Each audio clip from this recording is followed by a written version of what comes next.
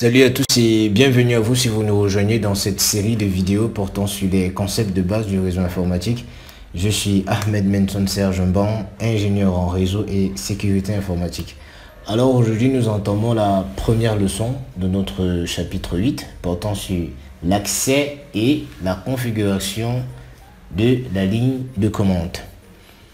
Maintenant ici c'est vrai que c'est une notion qu'on a directement implémenté mais qu'on n'a pas expliqué. C'était fait à dessein parce que, comme je vous ai dit ici, au niveau de notre évolution, il y a des concepts qu'on ne peut pas expliquer de façon profonde dès le départ, sinon ça va faire beaucoup de détails à retenir en un seul. Donc ce qu'on fait, c'est que progressivement plus on avance, plus on donne plus de détails sur les équipements, sur les commandes, sur le fonctionnement du réseau et un ensemble de choses également. Donc aujourd'hui, nous allons parler de la ligne de commande.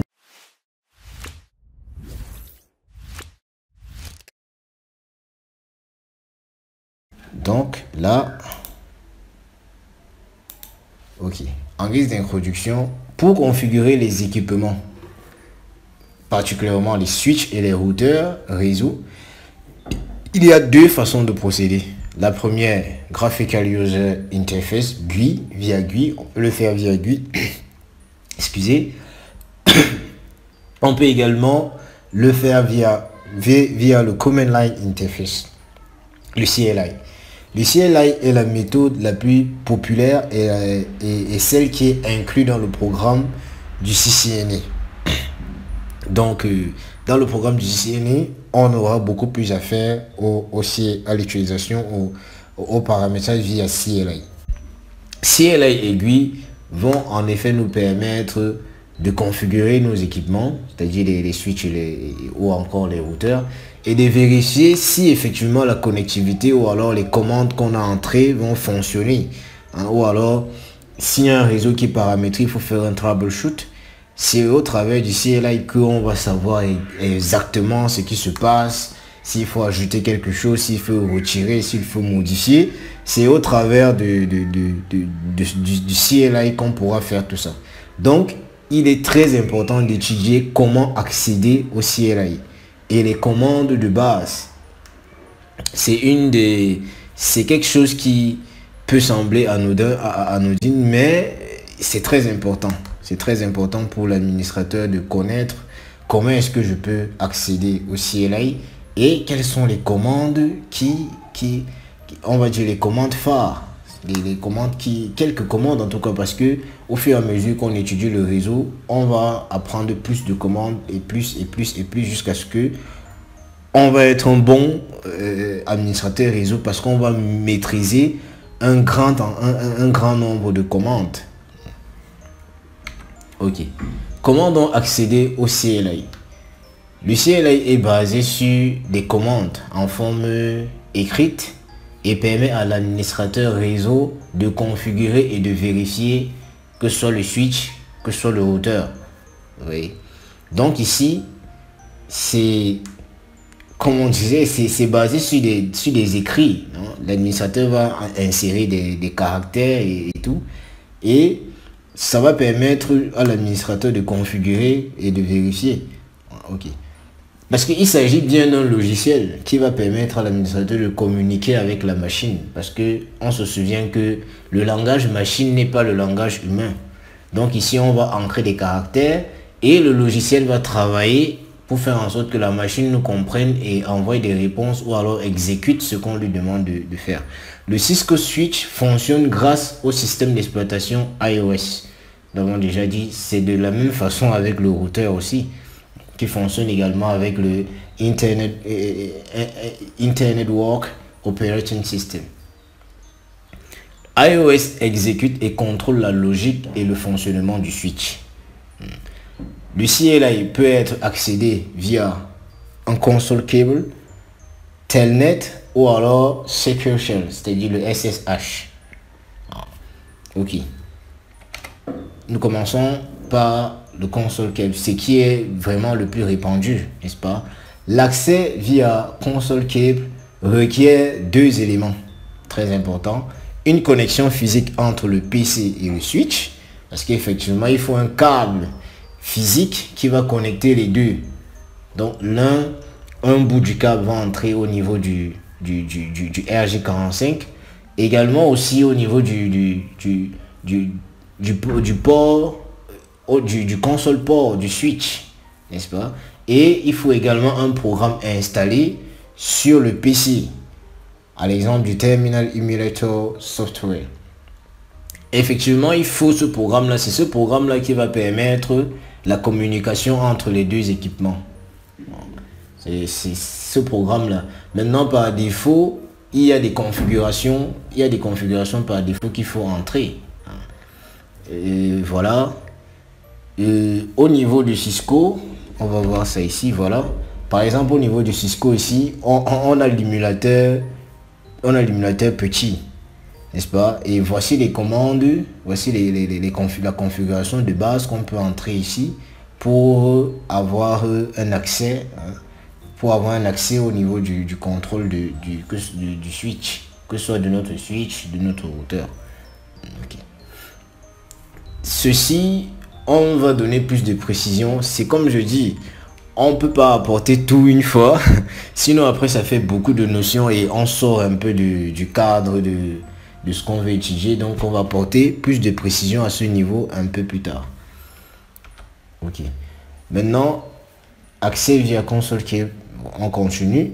Vous voyez, il y a différentes formes de connexion ici entre les deux. Voilà. On peut utiliser un RJ, un serial port ici. Également, on peut utiliser un port USB et un RJ45 de l'autre côté, à condition d'avoir un USB, un USB de conversion qui va permettre de relier les deux. Également, il y a des switches qui offrent la connexion USB via USB de deux côtés. De toutes les façons, l'essentiel c'est que la connexion physique soit établie. Il faut une connexion physique entre les deux équipements. Voilà. Ok. Ici également, on a cette représentation en image d'un switch qui a ses ports, et puis il y a les ports console ici où on va venir connecter les RG. Également, il a un port USB. Voilà. Donc, de façon générale, n'est-ce pas, il faut que les deux équipements, que ce soit le PC qui veut prendre le contrôle du switch et le switch, soient reliés par un câble physique. Avant de continuer cette vidéo, nous souhaitons vous présenter la plateforme de formation www.softlearnings.com.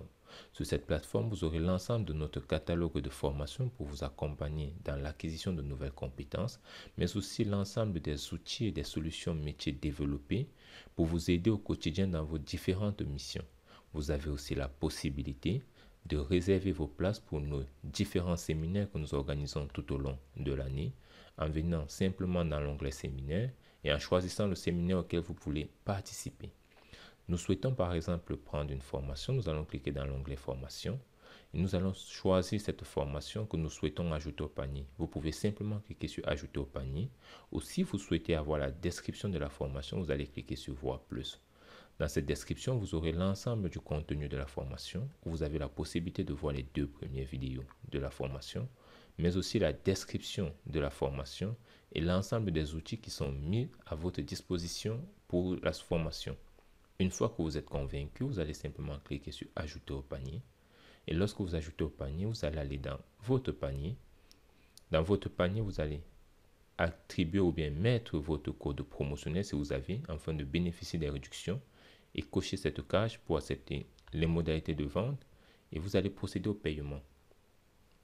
Lors du paiement, vous avez 3 possibilités. Donc, soit vous pouvez prendre un paiement pour 6 mois, pour 12 mois ou pour 24 mois. En fonction de celui que vous avez choisi, vous pouvez choisir pour 12 mois ou pour 6 mois. Ça dépendra de vous. Au niveau des paiements, vous avez un paiement par carte bancaire si vous possédez une carte bancaire. Et au cas où vous n'avez pas de carte bancaire, vous pouvez payer par mobile money. Et si vous souhaitez bénéficier de 20% de réduction sur tous les achats que vous allez faire sur la plateforme, vous allez simplement payer par des softcoins. Comment faire pour recharger votre compte de softcoin? Vous allez simplement venir dans l'onglet softcoin à ce niveau. Et lorsque vous arrivez sur cet onglet, vous pouvez sélectionner votre recharge ou entrer une recharge personnalisée à ce niveau. Nous allons simplement choisir que nous voulons recharger de 140 €. Vous allez cliquer sur recharger. Et à ce niveau, il sera question pour vous de pouvoir entrer vos informations bancaires ici pour faire votre recharge. Une fois que la recharge est faite, vous allez revenir dans votre compte pour voir où se situe le reliquat ou bien votre compte de coins. C'est dans votre compte personnel, mes coins, et vous avez l'ensemble des coins qui vous est attribué ou bien que vous avez acheté. Vous pouvez maintenant payer vos formations avec cela. Et si vous n'avez pas de compte, n'hésitez pas à regarder notre liste de partenaires dans les différents pays pour pouvoir recharger votre carte bancaire, votre compte coin autant pour moi, ou alors vous pouvez nous écrire à contact@softlearnings.com et nous allons vous donner la procédure pour pouvoir recharger votre compte. Ok. Maintenant, l'accès via Telnet et SSH. Telnet et SSH permettent d'accéder au switch ou au routeur via le réseau TCP/IP, via Internet. Ça veut dire qu'ici, l'accès, c'est à distance en fait. Vous pouvez être un administrateur réseau et vous faites le troubleshoot d'un réseau à distance. Vous pouvez avoir les accès à ces équipements-là à distance. Oui. Maintenant, c'est vrai que nous poursuivons dans le cas de Telnet. Le Telnet client accède au Telnet serveur, c'est-à-dire le switch. Les équipements Cisco utilisent Telnet par défaut. C'est vrai, mais c'est pas quelque chose qu'on recommande beaucoup, surtout au niveau de la sécurité. Ce qui peut être un peu plus recommandé sur le SSH. Pourquoi ici le SSH fonctionne sensible ou alors de la même façon que le Telnet, à la différence qu'il encrypte les messages transmis et reçus au cours de la session ainsi que les mots de passe. Donc SSH ici lui va offrir un peu plus de sécurité. Forcément, s'il y a des données qui vont transiter d'un pays par exemple à un autre, forcément quelqu'un peut se placer au milieu. On a les hackers, on a les cybercriminels et tout ce que vous pouvez imaginer. Donc si ces données là ne sont pas sécurisées, à un moment on peut avoir des fuites de données, on peut avoir des données qui sont détournées et tout ça. Vraiment en matière de sécurité, c'est pas très recommandé. C'est pas très recommandé, à moins que on ait des pare-feux, on ait une sécurité vraiment configurée de façon, on va dire une sécurité costaude, comme on aime souvent le dire. Okay. Donc voilà, il était important de s'attabler sur comment faire pour accéder au CLI. Tous les jours, dans notre simulateur Packet Tracer, on utilise le CLI. Mais il faut savoir que de façon réelle, on va dire sur le plan réel, c'est de la même façon qu'on va configurer les équipements. Maintenant, comment le faire? Il suffit donc juste, soit on peut accéder de façon physique avec un câble entre le switch et le PC ou entre le routeur et le PC, n'est-ce pas? Ou alors on peut procéder par Telnet ou SSH. Mais maintenant, arriver à l'intérieur, c'est toujours les mêmes commandes là qu'on va utiliser. Ok.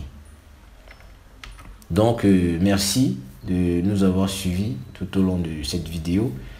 Nous espérons qu'elle vous aura été utile et nous vous donnons rendez-vous pour la prochaine vidéo où nous allons parler des modes de configuration du CLI.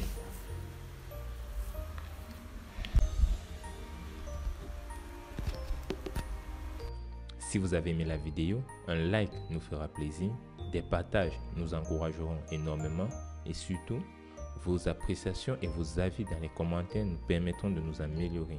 En attendant, nous vous donnons rendez-vous dans la prochaine vidéo.